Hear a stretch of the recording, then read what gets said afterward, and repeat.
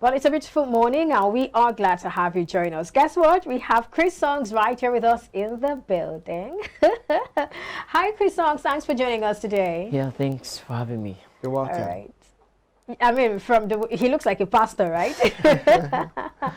Chrissongs, just from the name Chrissongs, he's a gospel artist. Yeah. So talk to us about, let's start with your name. I mean, let's meet you. Okay, my full name is Christian Chinedu Ezekiel. Okay. Yeah, I hail from Imo State. Yeah, then my stage name, my musical name is Chrissong. Okay. I mean, that was very easy for you, right? I mean, just Chris and song. Exactly. All right. That's interesting. So how has it been so far? When did you start this journey professionally? Yeah, professionally, I started 2011. Okay. 2011, I said. Back then I was just joining the choirs in church and doing their normal thing, singing with them. But then my voice was very horrible then. Okay. So what changed? What changed was I had to look far beyond the way church people see their music. Church people just feel like we come together, have normal rehearsals, and go to church on Sunday. It depends on the church you're attending. Yeah. Or it depends on the time. Because today, I mean, what we hear in churches these days, I mean, they can pass for a live recording or something. Yeah, but, back then when you actually small, all you know is sing like this, and you just couple it and you just go on Sunday and you sing it. I've actually been to a church where I hear a particular rendition almost every Sunday, so it's really fun. So I had to go for a professional course on music. Then my thinking of music expanded. It's not just you just sitting down, sing like this, then okay, I can sing up, I can sing lower, I can sing deeper. But all those higher, lower, deeper, what does it really mean? They actually have their own terms in music, which we call it. We have soprano, we have alto, we have that was how I had to know what music really entails.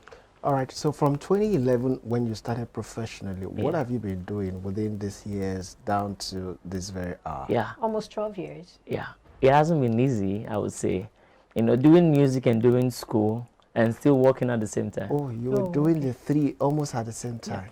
How easy was that? Like I said, it wasn't really easy. So at times you have to sleep in the studio. Okay, so you were recording and then putting out songs even at that time? Yeah. Then you go to the studio, I want to do a single, they'll tell you it's 25,000 naira. And you have to just go and do a side hustle to patch up. Then, at times you have to just take broom and start sweeping the studio. So the producer will see you, it's very hardworking, I have to reduce the price. You just do it back then. So it was really, really fun. But at the same time, you go back to school, people look at you, I heard that young man's song. It's Chris' song now. He's the one that sang that, but they didn't really know what he did at the back. They were just sweeping, crying, sleeping all through. You wake up, your eyes will be red. And so. But from then till now, what has changed? From then till now, it's really, really a great change. I can confidently go to the studio. Back then in the studio, they'll tell you, no, put your head up, sing like this, chest out, sing like this. It's really, okay. The first time I actually went to the studio, my experience was when I got to the studio. I was looking at the producer, he said, sing the song. I sang the song.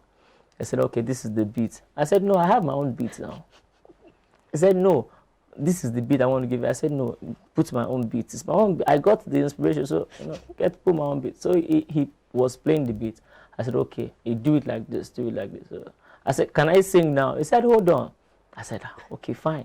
So I held on, and after he was done, he said, okay, go to that dark room and just start singing. I was there, I was sweating. I was just there, I was singing. When I came out, all my clothes were soaked. I said, wow, this is serious. I was telling him, I said, what happened? Why am I sweating? He said, it's because it's your first time. And I was so terrified. When you're singing, your voice is shaking at the same time. But all of a sudden, just keep on going, keep on going. I kept on doing the thing, almost an everyday thing. I even do it like mostly at times. I just go there. Can I just do a rehearsals with you? I said, okay, fine, feel free, but I'll still pay. I'll just pay for just a rehearsals with him. I sit down, do my normal vocal training and so on, and it helped me to build up. All right, so looking at this career that you've chosen for yourself, Yeah. Did you get any encouragement or any support from your immediate family? Yeah, I would say yes. Looking at what you went through, sleeping in the studio and all that. You know what? I will actually say yes, because if I tell you currently what I'm actually doing now, I'm actually an electrical engineer. As we speak. You left music and entered the electrical engineer. You want to be everything? Actually, I want to be Oliver Twist. You get? I'm into architecture drawing. I'm into electrical engineering. Currently working with Paliagro. Then also into music. So my family, the role they actually played there was just to pray for me and support me. You know, they said, "Oh, I love the way you sing. You can do better." My dad would say when he was in the village, you know, this olden days music with conga and so on, do it. He said, "This is how I make my beat." I said, "Okay, good, I'm fine. That's how you make your beat, but this is how I actually make my beat." He said, "Can you sing high?" I sing high. So those were the role they played, but especially prayer. Okay, but really, now that, I mean, that I guess that was then, sing high, sing low, and everything. Yeah. I'm sure you've refined all of that now. Yeah, sure. So basically, what did it take you, you know, to become as professional as you are now? Did you go for any training? Did you, or you had to? Some persons do all these things online. I mean, they have videos, they have people they follow online. That's how they do it. While some go to extra mile of probably going to schools. Yeah. Like I actually said before, I actually went on a professional course in music. Then I also follow people, like one of my, I do follow like 3 people when it comes to my gene of music, gospel and also worship into. Now follow Victoria Orenze. Oh, I would love to sing like the way she sing. Following the track Heading, I would love to sing the way he sing. But my biggest motivation is just me, myself, and God. I actually, there's something I tell people, and I actually tell myself every day I wake up. You know, you don't just wait for people to push you to success. You have the right to push yourself to success. You just standing there. Oh, I want a sponsor to sponsor me. You can actually do it yourself if you can work hard. All right.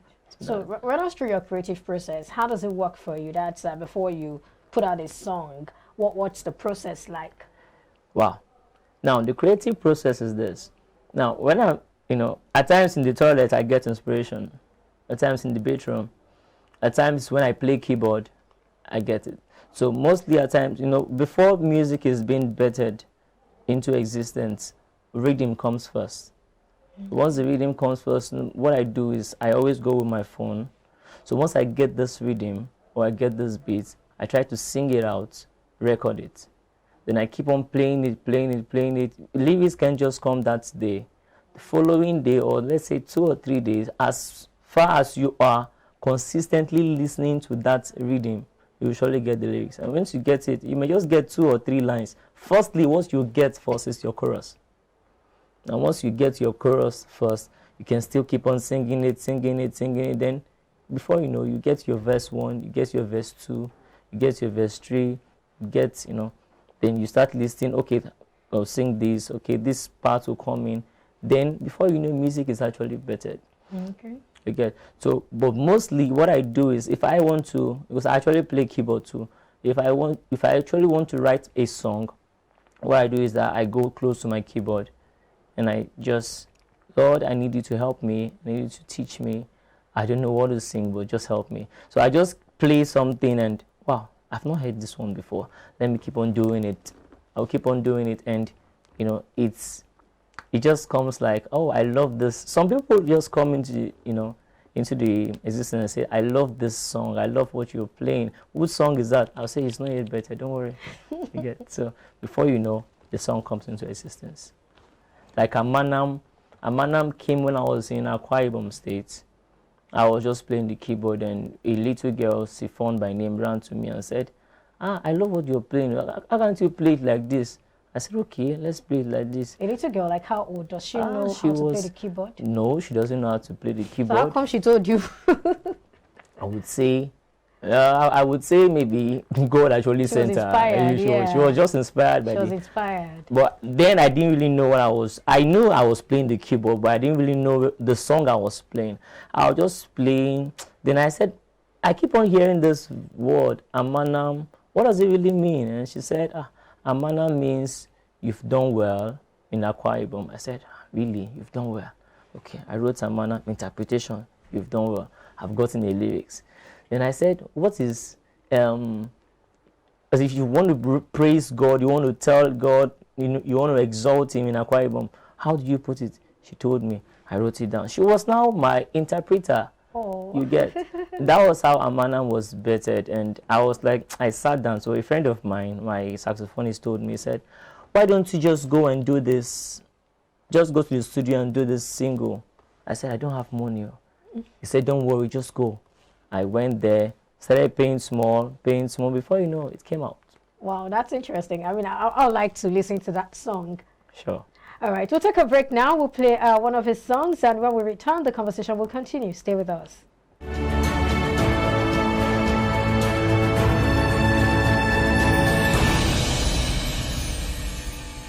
Amana.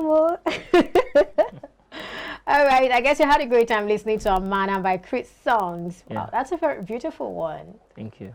All right, so very quickly now, talk to us. What are the plans now for 2023?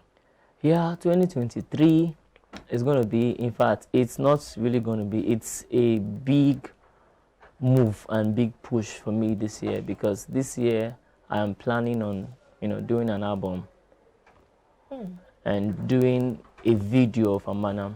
Okay, wow. Let me try. For Amana, are you looking at a live audience or studio recording? A live not sure audience yet. would be better. Okay. Either way, anyone is fine. I And mean, studio recording too. or just location, anyone. Yeah. Let's say a room is not actually built in one day. I believe with more ideas, why don't you do it like this? I love listening to more ideas. Oh, okay. Yeah. You've not made up your mind yet. It's just. Yeah. It's I just know that this year we're doing the video. we're doing the video. Okay, that's very good. You wanted to say something? No, I'm cool. Okay, that's fine. So apart from Amana, you said you're working on video and album. Yeah. So the album, do we have some of the songs ready, or you're still going to work on them? And how many songs are we looking at? We are looking at 7 songs. I have them written down, but some are not yet on the internet yet. Oh, okay. Yeah. So you have the songs ready. Yeah, So we have that's songs beautiful. ready. What I'm actually waiting for It's God's time. is just, songs are not just, for a song to come out live, that song has to be more bettered, especially gospel songs. It's like songs that last are songs that have been bettered from the womb of the Spirit. Okay, so how do you birth a song from the womb of the Spirit? You pray. Okay. Before I've gotten the song, there's one thing I do which is called I commune. Okay. I commune more with God, alone with God. Lord, this is the song I want to sing. How do you see it? He puts his words into your mouth. He teach you, why don't you do it like this? Why don't you do it like this? And then once you said it's time, okay, lift it up. And it comes up and he takes it from there. You hear some songs that it has been, let's say, several years, but you still sing them and you still feel more refreshed. That's because that song was bettered from the womb of the Spirit, so it doesn't expire. Wow, interesting. So when it's bettered from the womb of the Spirit, it does not expire. So, for people who are looking at, they feel that they are led into gospel ministry. Yeah. What's your experience so far and your dealings with God? What would you like to say to people like that who are still not sure yet? Because, they're telling themselves, the popular guys I know are the ones in secular music industry. Yeah, sure. God, are you sure it's this gospel thing you want me to do? So what would you say to people like that? You see, I do tell people, especially those in my crew also, it's not about the voice. Okay. It's not about, I have the best lyrics. It's about the Spirit. It's about the Spirit. It's about how long do you spend with God? Like, someone can just come and sing, let's say just 2 lines of song like, you're worthy to be praised, and sing it 2 times, and sing it 2 times. Like normally you may just sing the song, you're worthy to be praised, my Redeemer, you're worthy, and somebody else will come and sing that same song on, you are worthy to be praised, in a different dimension. And you will say, which realm is this person coming from? It's because that person actually did his assignment in the spirit. So he dwelt more. So if, like for those, gospel artists, upcoming gospel artists that are out there, they're looking, I have this calling, I have this talent. Oh, I feel like I actually made a mistake when I was starting my career young. Tell us about it. I felt I had the voice. I was so, in fact, I want to go into music. And I fell into one producer, and the producer was just after his money. Nothing. I went there, I sang rubbish, sang like, I wrote like 6 songs there. Produced all the songs. The album, I did an album of the song, Holy Place. When I did the album of the song, I was happy. I've gotten a good song. When I was in the launching of the album, all of my church people came there. They listened to it. And I was like, wow, this is going to go far. But at the end of the day, the album stayed in my house. So nobody told you anything like, Chrissongs, I'm going to be sincere with you? Somebody told me. Okay. When the person told me, I was crying, to be sincere. But I learned from it. Told me, said, see, your voice is nice, but, you can do better than this. And your voice is lower. The instrument is higher than your voice.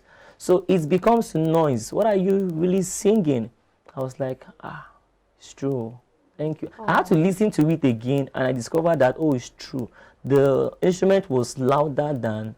And you didn't even notice. I didn't notice. I was just happy. You're just excited. I've gotten it. So right now, do you have somebody who is by your side, who watches everything you do? Yes. And helps you, makes it comes out good? Yeah, sure. I do. Right, that's right. Okay, so in wrapping up now, if we have what we call career challenge. Okay. So if you weren't into this, what would you have been doing? If I weren't into music, like I rightfully said, I'm everywhere. I'm into electrical, I'm into architecture. I can still be singing my music and still be drafting an architecture plan of building structures and selling it, and also still making cool cash, Okay, I'll take architecture now. Yeah. So let's say, he works with, or he's the minister for works in Nigeria.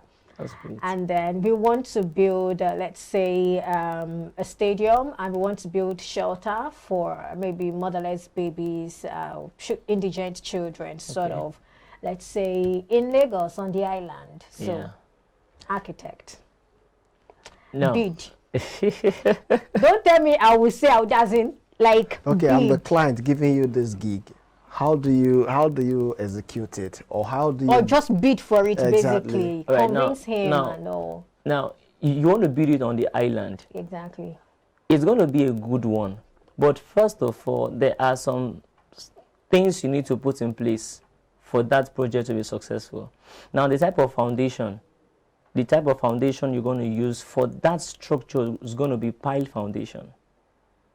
Because if you are using pad, we have different kind of foundation. We have pile, we have pad, we have strip, and we have step foundation. If you're using a pile foundation, it will actually give you an adequate structure. And now, the strength of materials is going to also be into consideration, because you have buildings where you build them, and after some time, due to vibration and some other defects of building, the building collapse. All right, I think we just end it here. You're already talking like somebody. Okay, it's fine. Thank you so much, Chrissongs. And for people who would like to connect with you on social media, how can they do that? You just type my name, Chrissongs. Oh, everywhere, Chrissongs. Yeah. Then on Instagram, official Chrissongs. Okay. You mind spelling? Official. I mean, Chrissongs. Okay, Chrissongs. CHRIS, then SONGS. No hyphen, nothing. No underscore. For the Instagram, we have official Chris_songs. Okay, that's fine. Thank you so much for coming on the show. You're welcome. I remember Amanam. All right, we'll take a break now. When we come back, well, we have something more for you. Stay with us.